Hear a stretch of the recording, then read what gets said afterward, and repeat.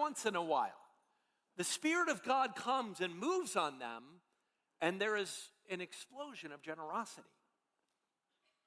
One of the things that happened recently with John, he was sharing with me, is that they serve in their local food pantry, in their community, and there's a lady that has been come in a few times to get groceries. And then John would carry out her groceries. Well, he noticed that she parked way on the far side of the lot, really far from the food pantry, and he was walking out with her, and he said, "Why do you park so far away, Sandy?" And she said, "Well, I have a problem with my car. The power steering broke, and I need a little more room for maneuvering. So that's why I park over there." Well, he walks over with her, and he gets to her car, and there's literal tape on her windows. And he's just like, it's almost her car is literally duct taped together. And he just has prompted, he says, "You know what, I've got a mechanic friend. Do you mind if I have him take a look at your car?" And she says, "That would be great." So he has her drop off the car at his mechanic, and he says, "Could you, lift it up, take a look, see what's going on?" He looks under it, and he says, calls John up, and he says, "John, if I lift this car up, I'm afraid it will literally break in half. It is so rusted that it would be dangerous to put this thing on a lift, and this car is unsafe." And John, again, prompted, he said, "You know what, you have a bunch of cars on your lot. It was a part of a dealership. Do you mind if we just take a look, at a car for her?" And he didn't tell her that he was doing this. He started looking for a car. He found a car, and it wasn't just the cheapest car in the lot. It was a nice used car that would allow Sandy for many years to come to be able to meet her transportation needs. He found a car, and the guy who was selling him the car said, "Look," asking him questions. He said, "Well, it's not really for me. It's for someone I know." It turns out it's for someone he hardly knows at all. And this guy's like, "I don't understand. Like, what are you doing? Why are you buying a car for someone that you met at a food pantry that you hardly know?" And he said, it's just an opportunity for him to share God's transforming grace in his own life. That God is, God has come into my life. I've experienced so much grace from God. I have been so deeply touched by God's generosity to me. I just feel like sometimes God speaks to me and just says, do something.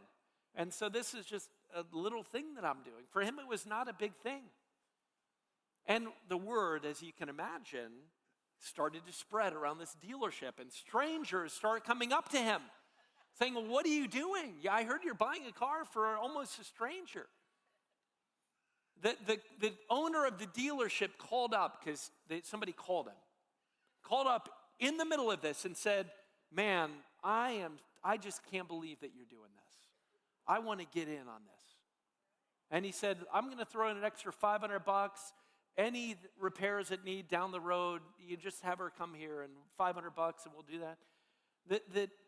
The guy that was selling him the car came out, and he had tears in his eyes.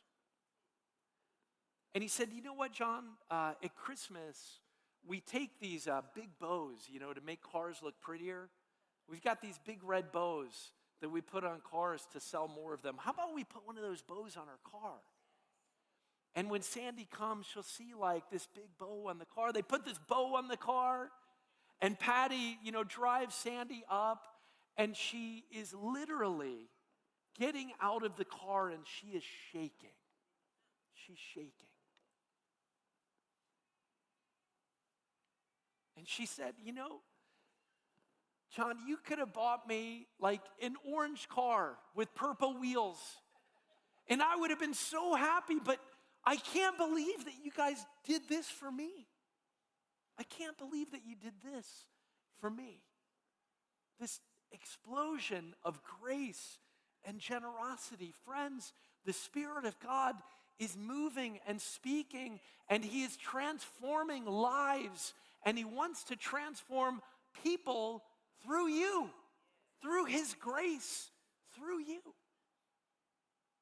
One of the things that we are trying to do here at Vineyard Columbus is build concrete places where generosity becomes something that is tangible for people, where people can touch and experience the generosity of God and know that God is a God of grace. And one of the ways that we're doing that is we are transforming our food pantry into a market. And it's going to be a place, as we prayed about the needs that are coming toward us. And we felt like the Lord speak to us about building a market, not just to feed people's stomachs, but to feed people's souls. To not just be a place where people come and get something, but a place where people come and they're known. And they're met. And they're able to get their needs met holistically, with dignity. They're able to come into a grocery store and shop like we get to shop and pick out our own items, because that is an experience of dignity. And so that's what we are doing. And this project to build this market, we're also going to move our free health clinic and expand that. The cost, the one-time cost to do that is almost $1.3 million. It's not inexpensive to do this, but we felt that the Lord asked us to do that. And I just want to encourage you that the Lord has already, through the generous